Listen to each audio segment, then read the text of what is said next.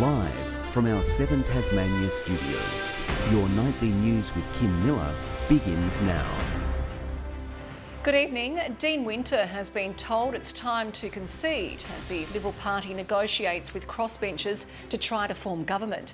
But staying out of the limelight today, the Labor leader is showing no sign he'll concede, with some analysts saying there is still a possible pathway to power for the Labor Party.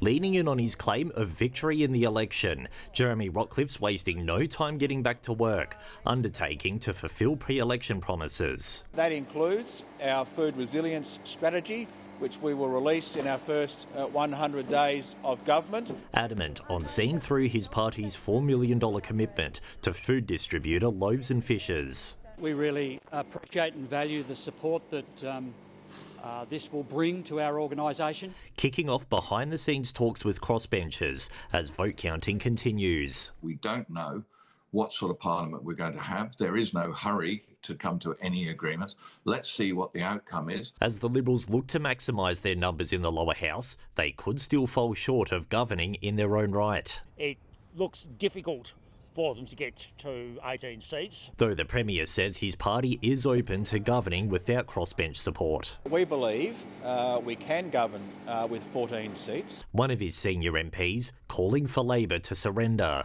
It is time for Dean Winter to do the right thing and to concede. Staying away from the media today, there's no sign from the Labor leader that he's ready to throw in the towel. While Labor has continually ruled out a deal with the Greens, there still could be another pathway to power. If the Liberals can't get 18 seats, where government is going to fall into their lap by the Greens voting no confidence in the government and voting to install Labor. The Greens also remaining tight-lipped, but they've previously moved multiple no-confidence motions against the Liberals. I think the Liberals should be very nervous because if all the forces who voted no confidence in them last time, plus Peter George, are willing to vote them out, then they're gone. Though the appetite for continuing to govern remains strong. Anthony Dodd, 7 Tasmania News. Police have seized drugs worth thousands of street deals. They were found in a car coming off the Spirit of Tasmania yesterday. A 29-year-old Hobart man has been charged with trafficking and importation offences. It's understood 3 kilograms of ice and 2 kilograms of cocaine were among the drugs found on the passenger. He fronted court this afternoon. Well, a Virgin plane had to make an abrupt landing at Hobart Airport this morning after a fire broke out in one of the overhead compartments 10 minutes before its descent. Rebecca Gaitneris has more. Virgin Flight 1528 was coming from Sydney and preparing to land around 9 a.m. this morning. Passengers alerted crew to smoke in the cabin.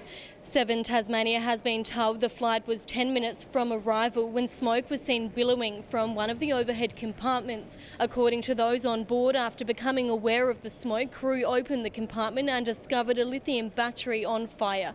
It's understood cabin crew quickly extinguished the fire by dousing it with water prior to landing. The aircraft was then met with Air Service Australia firefighters on the tarmac. Hobart Airport said all passengers were able to disembark safely. Fortunately, no one was seriously injured. One person was treated for suspected smoke inhalation. In a statement, a spokesperson for Virgin Airlines said, "Safety is always our highest priority. We appreciate the swift and professional response of our flight and cabin crew." The aircraft remained on the tarmac this morning while damages were assessed. A replacement aircraft was brought in for the return flight to Sydney this afternoon.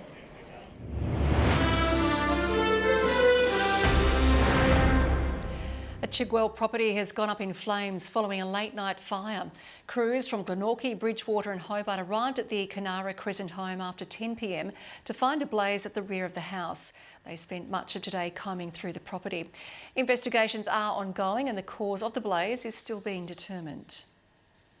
With public school students back in the classroom, more is being done to ensure students who walk arrive safely. For one school, the 2 additional pedestrian crossings couldn't come at a moment too soon, with multiple near misses driving up the number of concerned parents. These students have aced the best way to cross a busy road. obviously cars coming, so you need to watch out for them. And it's good to walk to school because when you're older you're probably going to walk to school a lot more, otherwise you might take the bus a lot. Following loud cries from concerned parents, raised pedestrian crossings have been installed near multiple primary schools around Hobart. For Goulburn Street Primary, it was West Hobart's Forest Road causing the most concern. Certainly has been what parents would describe as, like near misses where cars haven't slowed down and had to hit the brakes, or kids have had to stop really quickly to allow a car to pass. A quarter of all fatal and serious crashes in urban areas involve vulnerable road users such as pedestrians and cyclists. A stubborn stat that the road council's hoping to flip. May in particular this year was a bad year for pedestrian incidents in the state. But sadly it's pretty much in line with what we do see year on year in Tasmania. Schools including Albura Street, Mount Nelson and Lenna Valley Primary are some of those next in line for additional crossing infrastructure. We've got 4 applications through the Vulnerable Road User Program for more of these to come in next year, and they're in North Hobart and Battery Point, and there's a number that are scheduled for West Hobart and Mount Stewart. So these and more young road users can continue to do so safely. Ruby Cairns, 7 Tasmania News. A 3-car pile-up caused mid-afternoon havoc on the East Derwent Highway. Police blocking a larger section of the road at Otago for over an hour with traffic forced to turn around. No serious injuries were reported. The Tasmanian Council is using technology to help clear up confusion at its cemeteries. Visitors at 2 northwest burial sites can now scan a QR code to find the exact location of thousands of graves. More than 150 years of history, all at the touch of a button. The Central Coast Council working with its community to make finding loved ones a little easier. I think it's common for these old cemeteries for people to have difficulty finding them. They're often not laid out particularly well and many of them have disintegrated. Both the Ulverston General Cemetery and the Central Coast Memorial Park now feature updated signage with a more accurate layout. Visitors can also scan a QR code to be taken straight to the Council's cemeteries directory. And from there you can search by surname and other information, and it'll give you the location on the map where you can find that person. In the past, community members have struggled to locate their relatives and ancestors at the site. We've spent many hours directing people, showing them where graves are. With the municipality playing host to thousands of grave sites, this project plays into a broader initiative to clearly mark as many of them as possible. Since forming in 2014, the Friends of the Ulverston Cemetery has named over 300 graves and cleaned and re-gravelled another 900. But it's safe to say that work on the grounds will never be finished. There's always a really big interest in history and family history, and it helps acknowledge the people that have built our community. Aaron Smith, 7 Tasmania News. A Sorell man has fast-tracked his retirement plan, resigning from work almost immediately after he found out he'd won $900,000 in the weekend's Lotto draw. The ticket was purchased from the Sorell Lotto Hub, which turned out to be one of 7 Division 1 winning entries. He now plans to buy a new caravan and tour the country with his wife. There have been a dozen major Lotto wins in Tasmania so far this year.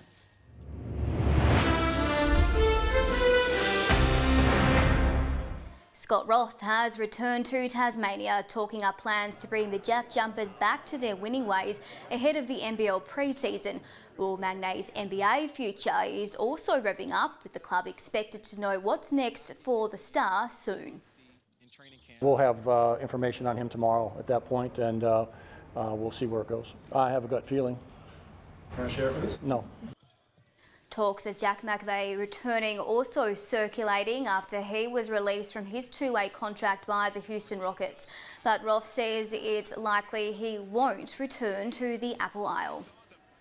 Well, Australia has a new T20 powerhouse, and it's none other than our very own Hurricanes hero, Mitch Owen.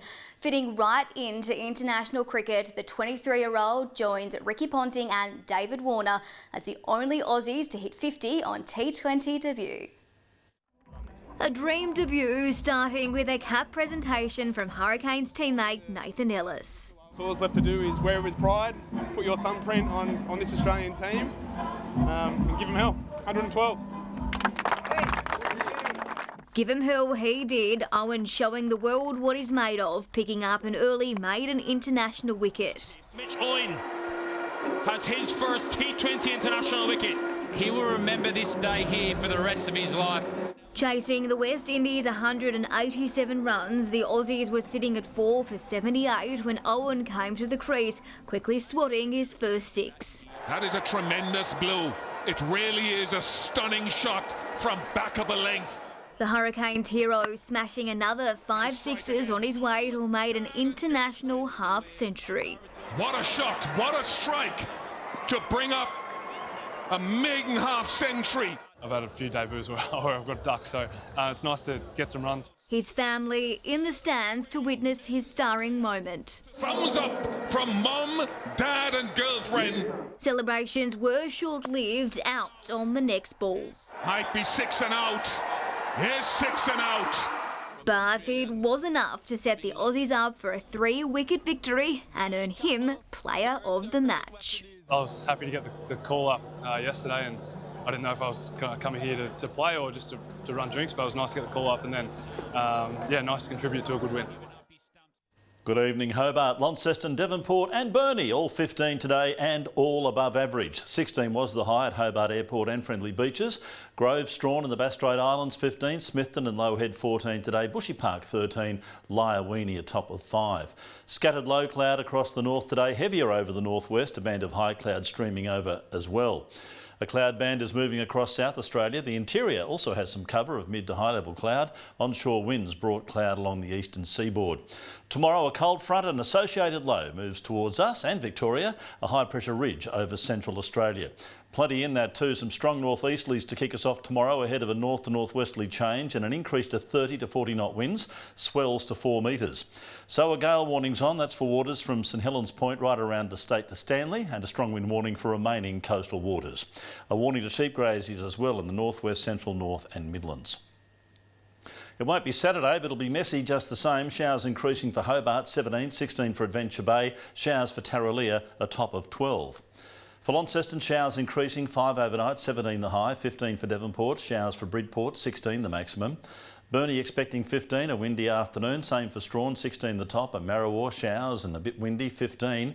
16 for St Helens. Swansea, showers increasing, 18 the maximum. And 17 for Whitemark on Flinders. To Wednesday, showers over the north and west, contracting to the west and far south later. Fine and partly cloudy on Thursday, a possible shower through Bass Strait and the west coast. And on Friday, morning frost and valley fog, a shower for King Island and possibly Burnie. Now, we're not alone tomorrow, as showers are on the way for Perth, Adelaide, Canberra, Sydney and Brisbane. The bright spot Darwin, a sunny 31. Right now, the calm before any storm, 11 degrees in Hobart, partly cloudy in Launceston, currently 11 as well, and Devonport, partly cloudy and 11. Well, school's just gone back, Kim, so we've got to be pretty careful on the roads tomorrow with the weather turning a little bit loose in the morning and in the afternoon with the school pickups. It could be a little bit dicey, so let's keep our eyes on the road and be careful. Some very good advice. Thank you very much, Murph. We will see you tomorrow.